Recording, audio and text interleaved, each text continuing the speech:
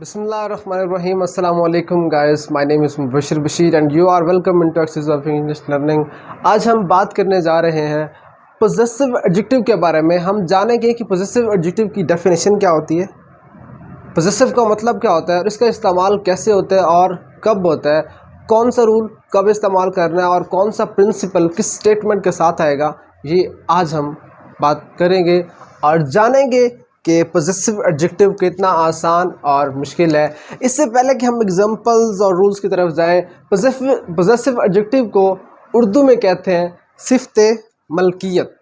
सिफ़्ते मलकियत। अब इस मलकियत से आपको लग गया होगा पता कि इसका मतलब है कि कुछ चीज़ ऑन करना, ऑक्यूपाई करना, उसमें मलकियत ज़ाहिर करना। ठीक है, पोजेसिव एडजेक्टिव मीन सिफ़्ते मलकियत। सिफ़्ते मलकियत, किसी भी चीज़ की मलकियत आपके पास है तो वो क्या होगा, पोजेसिव एडजेक्टिव होगा। डेफिनेशन क्या है, possessive adjective is used to explain the relation between someone to something, someone to someone and something to something. Used to, again repeat कर रहा हूँ, possessive adjective is used to explain the relation between someone and something, between a person and thing, between thing to thing and between person to person, between two person, between two things and between person and thing. This is called possessive adjective. मैंने कुछ personal pronoun को possessive adjective में change किया है। आइए पहले example से उसके बारे में जानते हैं।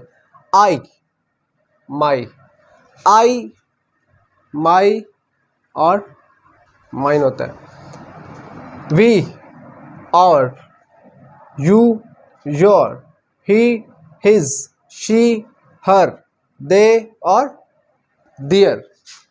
ये सारी चीज़ें क्या है, possessive adjective. These are personal pronoun and these are possessive adjective. अब मैंने पोजेसिव एडजेक्टिव को सेंटेंसेस में इस्तेमाल किया है और इन सेंटेंसेस के ज़रिए से आपको और भी ज़्यादा जानने में हेल्प हो जाएगी। I should do my duty, मुझे मेरा फ़र्ज़ अदा करना चाहिए, मुझे जो जिम्मेदारी सौंपी गई है उसे बाआसन तरीके से अदा करना चाहिए। My duty, my, it is my duty, तो ये मलकियत ज़ाहिर हो रही है, तो माई क्या है, possessive adjective. We should defend our motherland, हमें अपने वतन की हिफाजत करनी चाहिए, हमें अपनी इस मिट्टी की हिफाजत करनी चाहिए। We are here to defend, so we are Pakistani, we are the son and daughter of this land and who will save it, we are here to save, no one will come here and save it, as we are Pakistani, we are Muslim, this state is totally full of Muslims and minorities, but we are here to save as we are getting breath. You must realize your duty, आपको अपनी duty realise करनी चाहिए। आप सोच रहे होंगे कि again and again sentences repeat क्यों हो रहे हैं। सेंटेंस रिपीट करने का मकसद ये हरगिज़ नहीं है कि मुझे आपकी सेंटेंस नहीं आते। मकसद ये है कि क्या हम अपने फ़राइज़ से आशना हैं, जो ड्यूटीज़ हमें सौंपी गई हैं क्या हम उन्हें अदा कर रहे हैं, क्या हम कोशिश कर रहे हैं। एक कोशिश करना होता है और एक करना होता है ना करना, एक ना करना, एक कोशिश करना और एक अच्छे से करना। क्या हम मिनिमम कोशिश कर रहे हैं towards duties, how much we are honest towards our duties, कितने दयानतदार हैं हम अपनी फ़राइज़ को लेके, अपनी ड्यूटीज़ को लेके।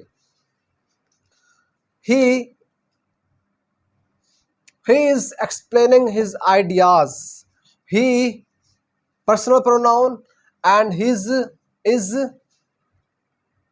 possessive adjective। possessive adjective क्या शो कर रहा है, उसके आइडियाज़ को शो कर रहा है। Then she should be conscious of her duties, वतन की बेटियों के बारे में बात हो रही है। शी शुड बी कॉन्शियस, उसे कॉन्शियस होना चाहिए। शुड बी विद अवेयरनेस कि उसके फ़र्ज़ क्या है, उसकी ज़िम्मेदारी क्या है, उसकी रिस्पॉन्सिबिलिटी क्या है, ये उसने खुद समझनी है। हर, it is not too difficult, it is simple and easy. They have sacrificed their lives.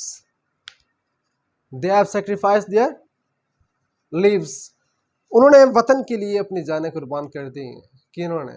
इस वतन के बेटों ने, बेटियों ने, और हर उस शख्स ने जिसने इस वतन की आबियारी के लिए अपना एक कतरा भी दिया है। तो I will say he has sacrificed his herself or himself for the country, for the motherland. तो इतना कुछ, इससे भी ज़्यादा और अगर समझना है तो यहाँ हम आ जाते हैं। मैं यहाँ लिखता हूँ कार। क्या लिखा है मैंने? कार। तो आपको पता है पोजेस का मतलब होता है रखना। पोजेस का मतलब क्या होता है? रखना, सिफ्ते मलकियत। मैं यहाँ पे कहता हूँ हिज कार। अगर उस शख्स की कार है तो मैं कहूँगा हिज कार। अगर मेरी कार है तो मैं कहूँगा माई कार। अगर आपकी कार है तो मैं कहूँगा योर कार। अगर किसी ऐसी चीज़ से रिलेट कर रही है जो कि पॉसिबल है तो मैं कहूँगा इट्स कार। अगर उन लोगों की कार है, एक ग्रुप की कार है, तो मैं कहूँगा there car. I think I have completed. अगर इन तमाम स्टूडेंट्स की एक गाड़ी है जो गवर्नमेंट ने इन्हें प्रोवाइड की गई, तो हम कहेंगे we are our car. I hope आपको समझ आ गया होगा। And it is so easy way to understand. सिर्फ इस चीज़ को समझाने की ज़रूरत है। माइंड को समझा गए तो सब समझ आ जाएगा। अगर माइंड को नहीं समझा पाएंगे तो फिर कुछ समझ नहीं आने वाला। Thank you so much.